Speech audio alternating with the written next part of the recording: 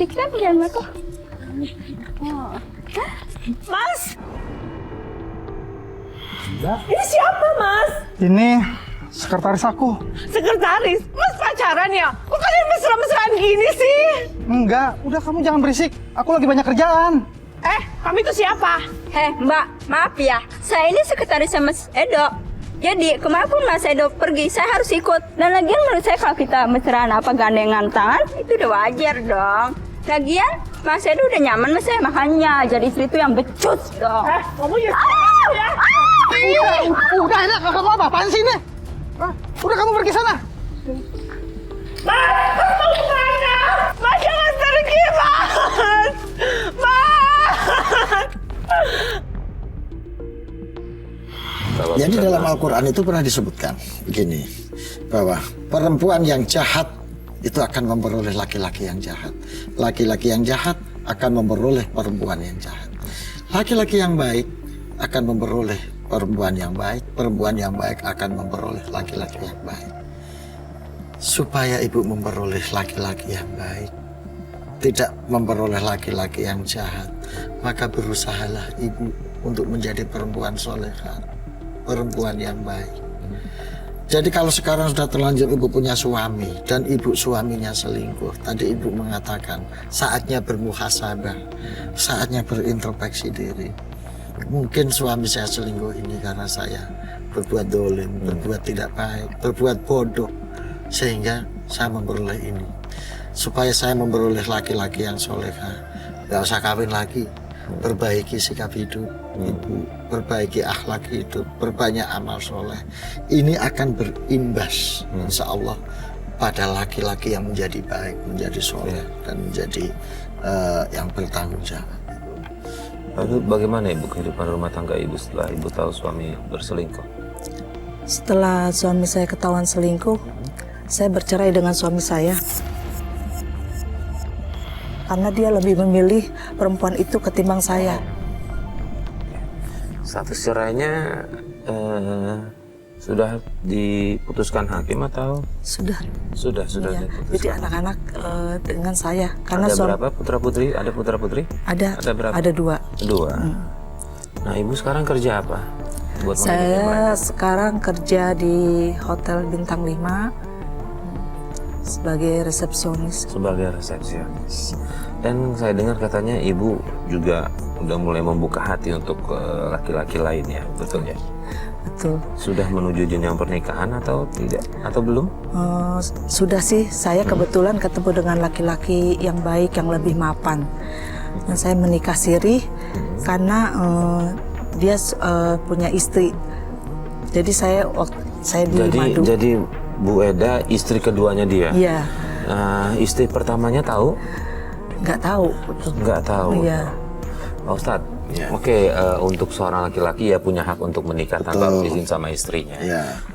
Ini bagaimana Pak Ustadz? Kalau misalnya ada dari istri pertamanya mungkin akhirnya nggak rela gitu, jatuhnya Memang tidak ada ketentuan dalam Islam bahwasanya untuk masna itu harus dapat izin dari istri yang pertama gitu. Karena di dalam Al-Qur'an, di dalam Islam itu kuncinya hanya adil. Jadi bahwa ini harus mendapat izin suami atau istri pertama atau istri yang sebelumnya misalnya, itu tidak ada ketentuan yang secara tegas dinyatakan dalam Quran. Itu ketentuannya memang harus adil.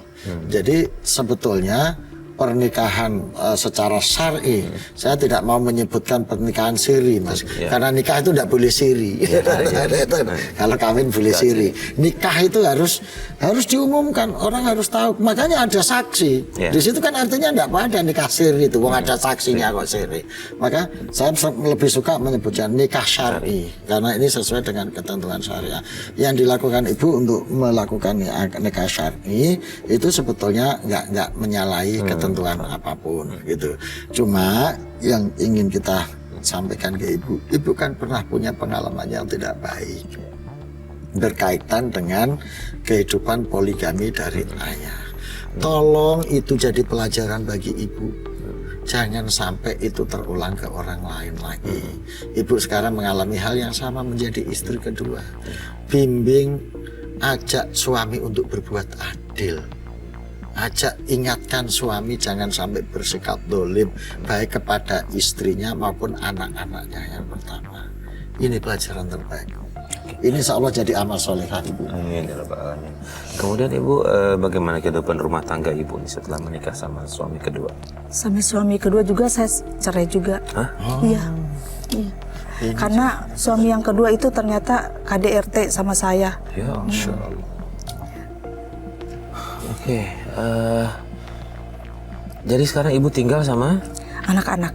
anak-anak. Dari yang suami kedua ini dapat anak? Iya, satu. Satu? Iya. Jadi bertiga nih semua? Iya.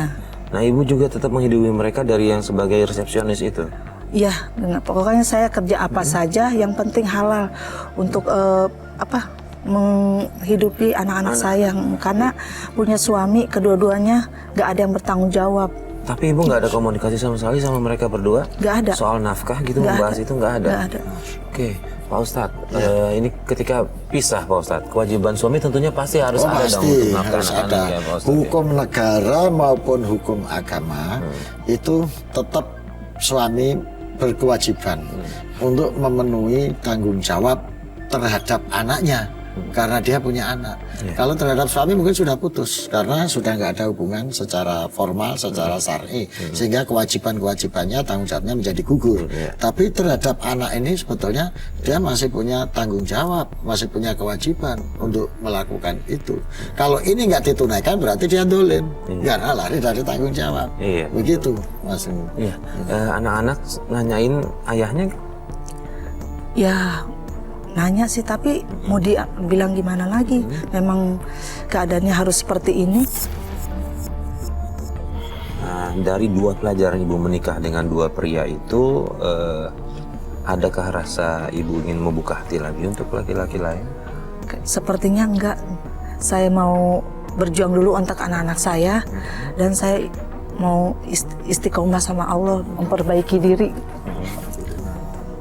Pak Ustadz, kalau dalam kehidupannya kita nih Pak Ustadz, kita memutuskan, oke, boleh dibilang karena belajar dari pengalaman yang kemarin, oke, saya berhenti, saya nggak mau menikah lagi, saya cuma mau ngurus anak nih Pak Ustadz. Itu nggak apa-apa dalam agama Pak Ustadz? Jadi begini, itu soal pilihan. Tapi bahwasanya orang kan sering bilang, jodoh, rezeki, mati Di tangan. itu di tangan Allah, gitu.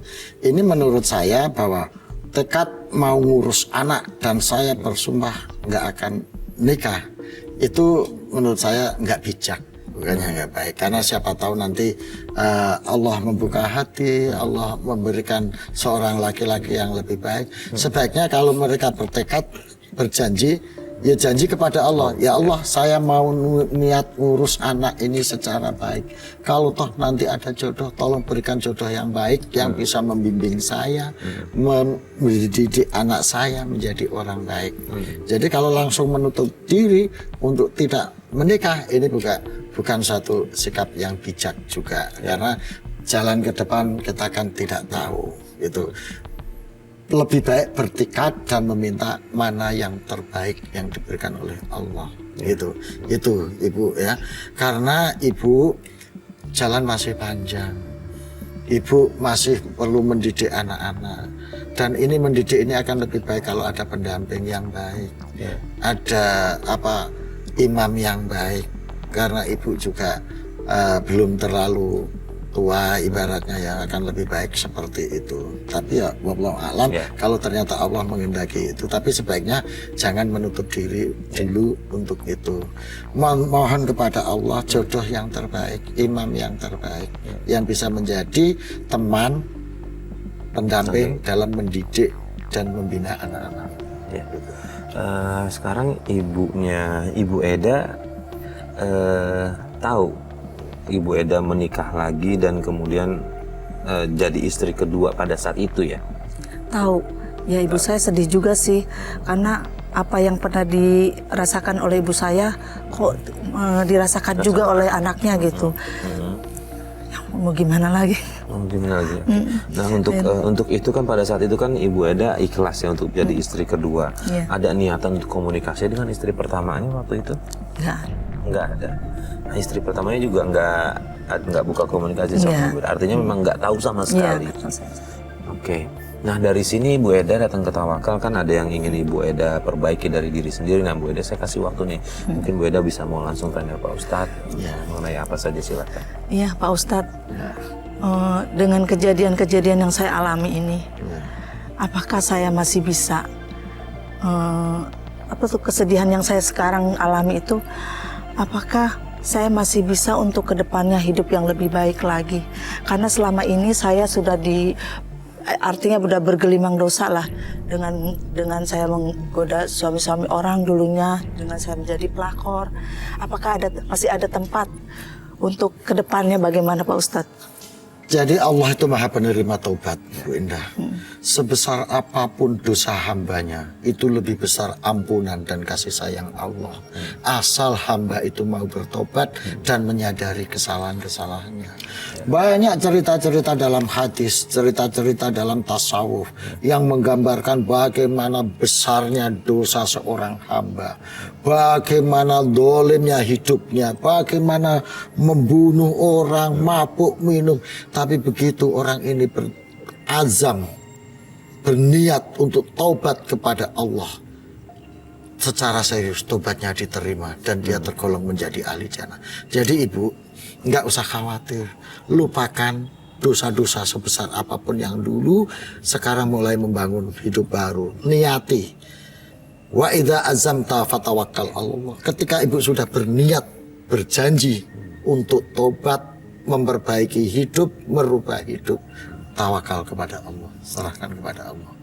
Jadi soal selanjutnya nanti mungkin bisa Mas Farid atau hubungi kita, akan membimbing Ibu untuk bagaimana menjalani kehidupan, bertaubat, merubah hidup yang lebih baik. Insya Allah. Gitu. Satu hal lagi Pak Ustadz, saya lebih concern kepada anak-anaknya ini nanti Pak Ustadz. Gimana caranya buat Ibu Eda nih memberitahukan ke anak-anaknya untuk tetap istiqomah, jalan di jalan Allah, apa yang harus Ibu Eda lakukan nih biar nggak terkena kontaminasi itu Pak. Jadi Ibu ini kan single parent,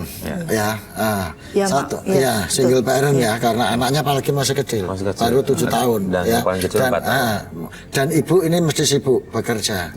Kalau saya sarankan, satu, beri anak ini bimbingan keagamaan yang baik dan tepat, maka Ibu bisa minta tolong atau memanggil ustadz untuk ngajari ini ketika Ibu bekerja, minta tolong ustadz, undang ustadz, atau kalau memang sudah agak besar dititipin ke pesantren supaya ada yang bertanggung jawab gitu. Nanti setelah sampai pada masanya bisa pelan-pelan diajak ngomong, gitu. Itu. Jadi kalau Ibu sempat datangin ustadz untuk bimbing anak-anak ini supaya punya pondasi moral akhlak yang baik dengan didikan agama, syukur Ibu bisa melakukan ini sendiri misalnya. Tapi kalau memang belum bisa, pada saat tertentu nanti bisa dititipkan ke pondok, dimasukkan ke pondok, dimasukkan ke pondok supaya Ibu juga bisa tenang untuk mencari nafkah dan anaknya dididik dengan pendidikan yang benar. Sejalan dengan waktu nanti pelan-pelan diajak ngomong, dikasih tahu tentang, karena nanti anak juga akan tanyakan pada saatnya, ini kok saya tidak punya bapak saya sebetulnya siapa. Tapi dengan pendidikan pondasi moral akhlak yang baik, nanti pelan-pelan ini bisa kita kasih tahu. Ibu ada anak perempuan? Ada satu. Nah itu juga penting tuh Pak Ustadz, kalau dia nanti pada saat boleh Pak Ustadz tanya, apa dengan kejadian seperti ini ada imbasnya nggak nanti ke anak saya gitu? Nggak ada. Karena tadi yang Pak Ustadz sampaikan insya Allah nggak ada tuh apa yang dilakukan. Nggak ada. Jadi anak akan tetap menghadapi caranya sendiri. Bahwa amal baik akan mendapat balasan baik, itu berarti bagi orang yang melakukannya. Gitu. Baik. Terima kasih Pak Ustadz atas semua nasihatnya. Mudah-mudahan Ibu juga bisa coba mengamalkan apa yang tadi Pak Ustadz sampaikan, biar keraguan Ibu itu bisa terjawab dan Allah mengabulkan semua doanya Ibu ya. Amin. Terima kasih sudah bersama kami di Tawakal Pak Ustadz. Terima kasih. Sama-sama Mas Farid. Dan pemirsa, akhirnya sampai di sini Tawakal. Saya Farid Hasan undur diri. Wabillahi taufiq wal hidayah. Wassalamualaikum warahmatullahi wabarakatuh. Waalaikumsalam.